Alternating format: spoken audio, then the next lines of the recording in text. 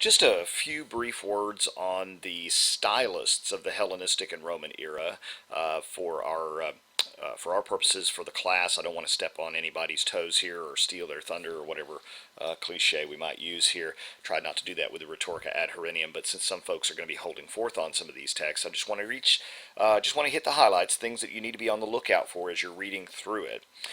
These are later Greek rhetoricians, all three of them, later Greek rhetoricians. These are people of the Hellenistic period, which of course is when post Alexander the Great, but pre-Roman, and also of the Roman era. Okay, so we're looking at a couple of centuries BC, a couple of centuries AD, right? Either side of the line when we mark the difference between BC and AD, the life of Christ. The three that we want to look at here, and here I'm just going to raise some issues, and we'll discuss it more in class, but Dionysius of Halicarnassus, whose work on the arrangement of words has a fascinating discussion between res and verba. Some people say verba, but it's actually verba. Res means thing. Have you ever seen RE colon in maybe a memorandum or a subject line? That means re, or in law they say in re. It means in the matter of or the thing of. Res means thing. Okay, the thing itself. Verba, of course, means words, right? From which we get the word verb. So the thing versus the expression of the thing, and how arrangement and style are integral to meaning. Now, when Dionysius is dealing with this, he's not meaning arrangement in terms of organizing the whole speech. He's talking about how you arrange words in what we would call sentences.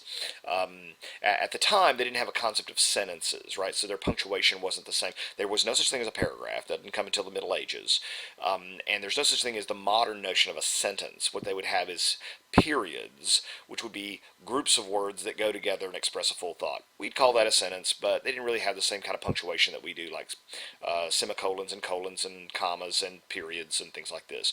So what they're really talking about, what Dionysius is really talking about, is how to arrange words in what we would say would be sentences, and the style of those sentences, the way that they're arranged, the words you're using, all of those kinds of things. And what I really want to focus on is how Dionysius has this theory that meaning and the expression of meaning are inseparable. Now that's a deep concept. I want you to think about that for a bit. We'll come to class and talk a little bit about that further.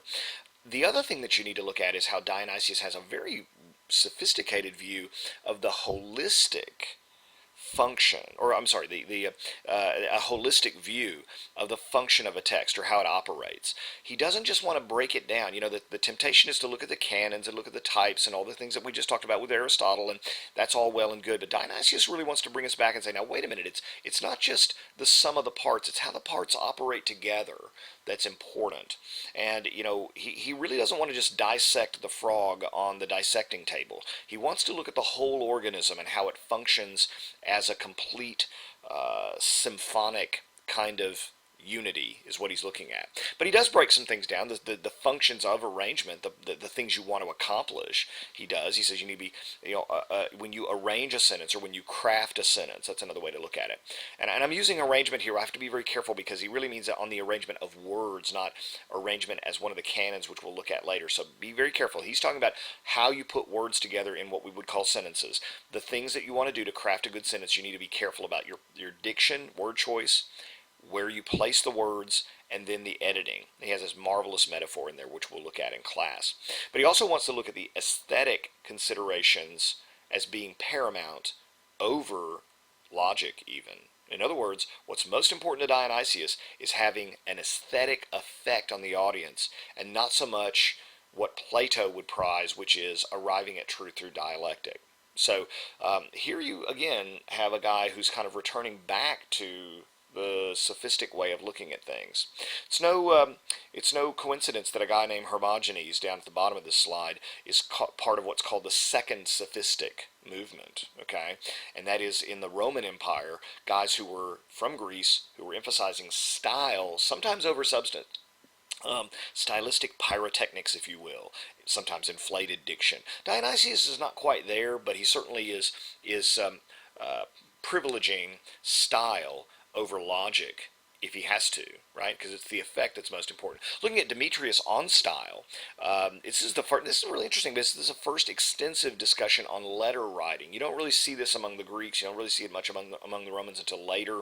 This will be a very important thing when we get to the Middle Ages, medieval rhetoric. Letter writing becomes, the Ars Dictaminis becomes a very important one of the three major medieval rhetorical arts. But here he at least deals with it to a fairly good extent. It's kind of unusual. He talks about the four types of style: plain, elegant, elevated, and forcible. And we'll talk about that a little bit more in class. You want to be familiar with those four types of style that he delineates here. And then what's really kind of, and your headnote points this out, he talks a lot about hypotactic versus paratactic sentence structures. Hypotactic would be the kind of disjointed, jerky, I don't know how else you would describe it, disconnected, abrupt, sometimes shockingly so, types of sentences versus very plain, straightforward, direct sentences. Be something to the effect of, I applied for a job today at a company I really like. That would be paratactic, right?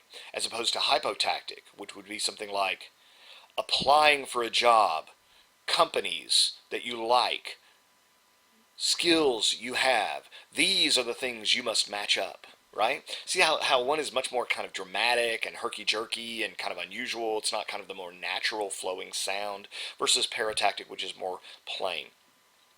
You'll see also in Hermogenes, I'm not going to touch on that too much, but notice how he really points backwards in time to Demosthenes from the Golden Age of Greece, back when we're talking about Aristotle and Plato, and Demosthenes is kind of a contemporary of theirs.